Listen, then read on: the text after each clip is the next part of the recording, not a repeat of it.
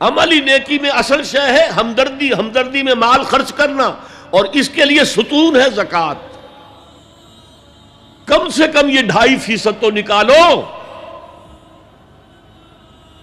بوتل کا کارک تو کھل جائے، پھر اور بھی دو، اور بھی دو، اور بھی دو۔ یہ تو obligatory ہے، یہ تو فرض ہے، یہ تو لازم ہے۔ لیکن مقصد کیا ہے؟ اس کو جو سمجھ لیا بس یہی زکوٰۃ ہی ہمارے ذمے میں ہے، وہ بڑے مغالطے میں۔ حضور نے فرمایا صلی اللہ علیہ وسلم، ان فی المال حقا سوى الزکوٰۃ، اے مسلمانوں یہ نہ سمجھنا کہ بس زکوٰۃ ادا کر دی تو تمہارے مال کا سارا حق ادا ہو گیا۔ ان فی المال حقا سوى الزکوٰۃ، تمہارے اموال میں حق ہے اللہ کا زکوٰۃ کے علاوہ بھی۔ اور پھر آپ نے یہ آیت پڑھی، وَآتَى الْمَالَ عَلَىٰ حُبِّهِ ذَوِي الْقُرْبَىٰ وَالْيَتَامَىٰ وَالْمَسَاكِينَ وَابْنَ السَّبِيلِ وَالسَّائِلِينَ وَفِي الرِّقَابِ وَأَقَامَ الصَّلَاةَ وَآتَى الزَّكَاةَ۔ یہاں آتا الزکوٰۃ تو ہے ہی ہے، اس سے پہلے جو آ رہا ہے یہ سرپلس ہے، اس سے آگے کی بات ہے، یہ ایڈیشنل ہے۔ اسی لیے جب انفقوا انفقوا انفقوا انفقوا انفقوا کی جو تکرار ہوتی ہے قرآن مجید میں، تو ایک جگہ پھر سوال کیا صحابہ نے، کتنا خرچ کریں حضور؟ فرمایا قل العفو، کہہ دو جو بھی ضرورت سے زائد ہے دے ڈالو، don't accumulate, don't retain any thing.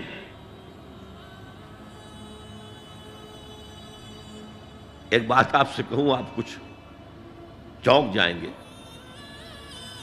حضور نے کبھی زکوٰۃ دی؟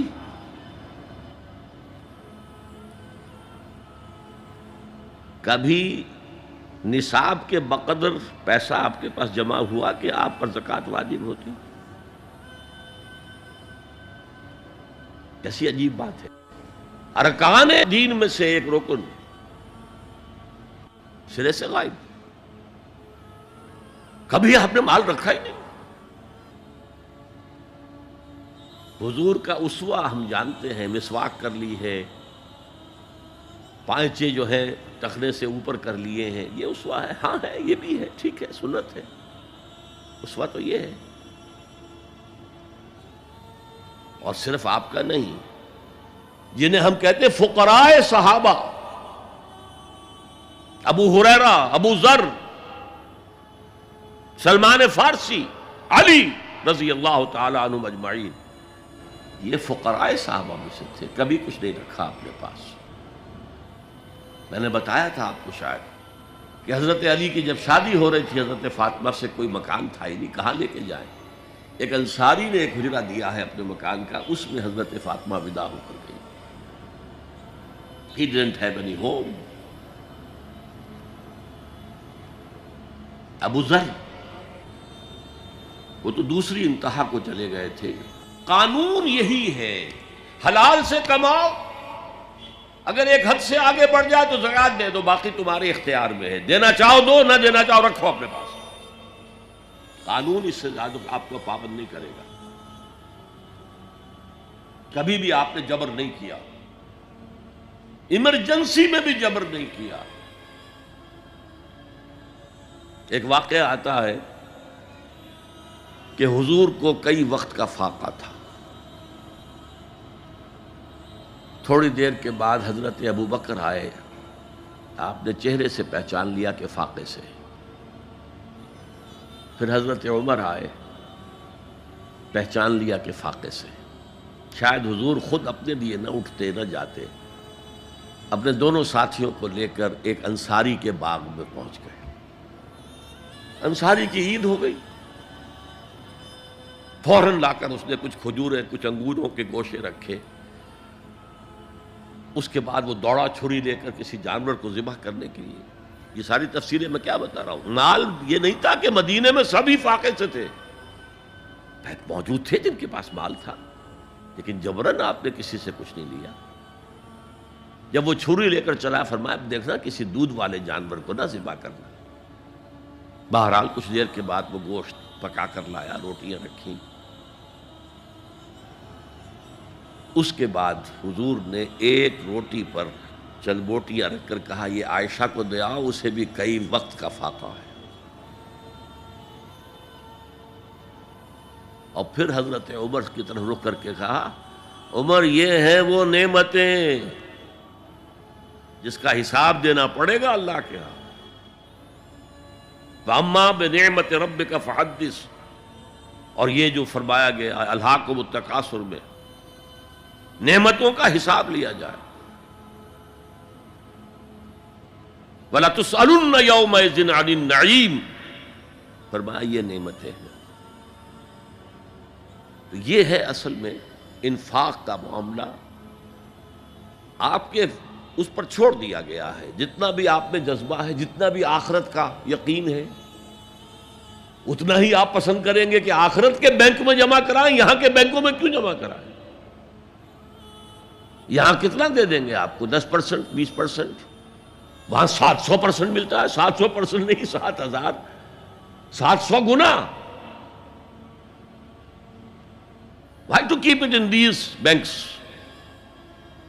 حضرت مسیح کا جو پہاڑی کا واس بہت مشہور ہے، سرمن آف دا ماؤنٹ، بڑے پیارے الفاظ ہیں. میں آپ سے اپنا تاثر عرض کیے بغیر نہیں رہ سکتا. جہاں تک مواعظ کا تعلق ہے، جو حضرت مسیح کے مواعظ آئے ہیں ان سے اونچے واعظ کوئی ممکن نہیں. اسی میں یہ جملہ بھی ہے، دیکھو اپنا مال زمین پر جمع نہ کرو. جہاں چوری بھی ہوتی ہے ڈاکہ بھی پڑتا ہے، کیڑا بھی خراب کرتا ہے. آسمان پر جمع کرو جہاں نہ چوری کا اندیشہ، نہ ڈاکے کا خوف، نہ کیڑا خراب کر سکے. اس لیے کہ میں تم سے سچ کہتا ہوں کہ جہاں تمہارا مال ہوگا وہیں تمہارا دل ہوگا. مال یہاں ہوگا تو دل اٹکا ہوا ہوگا، اور فرشتے اس طرح گھسیٹ کر کھینچیں گے آپ کی جان کو جیسے کہ سیخ پر سے کباب کھینچا جاتا ہے. اور اگر دل وہاں لگا ہوا ہے جس کے لاکھوں کروڑوں ڈالر سوئس بینکس میں جمع ہیں، اسے کہا جائے نکل جاؤ پاکستان سے، اسے کوئی تکلیف ہوگی؟ نکل جاؤ فلاں ملک سے، ملک بدل کرتے تمہیں کیا تکلیف؟ میرے بینک کے اندر پیسے ہیں. البتہ جس کا باہر کچھ نہ ہو اسے اگر یہ دی جائے سزا تو اس کی تو جان پر بن جائے گی. تو یہ ہے انفاق کا معاملہ. اس میں یہ دو جو ہے، ایک قانونی سطح ہے. قانونی سطح یہ کہ حلال ذریعہ حرام نہ ہو، سود نہ ہو، جوا نہ ہو، فحاشی کو ذریعہ نہ بنایا جائے، منشیات کو ذریعہ نہ بنایا جائے کمائی کا. اور جو بھی آپ کے پاس ہے، آپ نصاب کی سطح کے اوپر آ گئے تو 2.5% زکوٰۃ دے دو. قانون اس سے آگے آپ سے مطالبہ نہیں کرے گا. اگرچہ فقہا نے یہ فتویٰ دیا ہے کہ اگر کسی وقت جو فقراء ہیں ان کی ضرورتیں زکوٰۃ سے پوری نہ ہو سکیں تو اس وقت کا امام، اس وقت کا خلیفہ، وہ زبردستی بھی امراء کے مال میں سے مزید لے سکتا ہے زکوٰۃ کے علاوہ. لیکن کمال یہ ہے محمد رسول اللہ صلی اللہ علیہ وسلم کا کہ نہایت جاں گسل تحریک جو تھی، انقلابی تحریک، اس میں بھی کبھی آپ نے جبر سے کام نہیں لیا. یہ آپ کے چوائس پر ہے. البتہ ایک معیار مقرر کر دیا، جیسے حضرت ابو بکر غزوہ تبوک کے موقع پر سب کچھ لے آئے تھے گھر میں جھاڑو پھینک کر.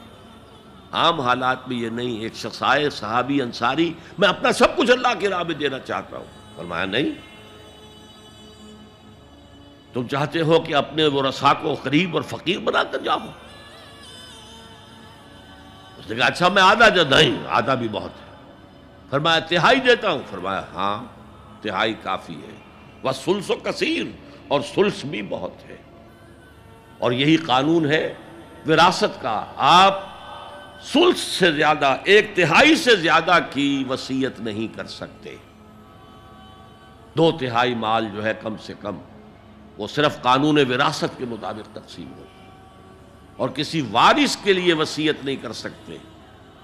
ایک بیٹے کو اس کا حصہ بھی مل جائے اور پھر مزید جو ہے وصیت نہیں. وارث کے لیے لا وصیت لوارث. تو یہ ہے زکوٰۃ، در حقیقت اس جذبہ انفاق کو سپورٹ دینے والی شے. کم سے کم یہ تو دو. بوتل کا کارک کھل جائے گا تو مزید بھی نکل آئے گا اس میں سے. وَآتَ الْمَالَ عَلَىٰ حُبِّهِ ذَوِي الْقُرْبَىٰ وَالْيَتَامَىٰ وَالْمَسَاكِينَ وَابْنَ السَّبِيلِ وَالسَّائِلِينَ وَفِي الرِّقَابِ وَأَقَامَ الصَّلَاةَ وَآتَى الزَّكَاةَ.